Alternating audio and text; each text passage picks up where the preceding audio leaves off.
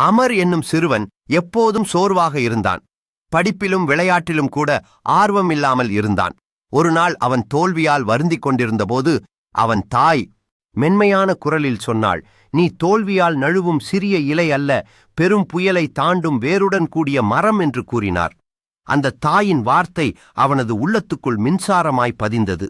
தாயின் வார்த்தைகள் அவனை சுடரொளியாக மாற்றின. அந்த நாளிலிருந்து அவன் ஒவ்வொரு விடயத்திலும் தன்னம்பிக்கையோடு முயற்சி செய்தான். தோல்வி வந்தாலும் தாயின் வார்த்தைகளை நினைத்து தொடர்ந்து முயற்சி செய்தான்.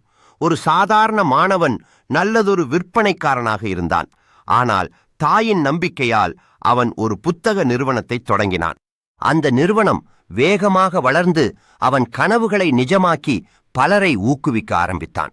பல ஆண்டுகளுக்குப் பிறகு ஒரு சிறு பள்ளியில் பேச்சாளராக வரவேற்கப்பட்ட அவன் குழந்தைகளிடம் சொன்னான், "நான் வென்றதற்கான காரணம் என் அம்மாவின் ஒரு வரிதான், நீ சாதாரணமானவன் இல்லை.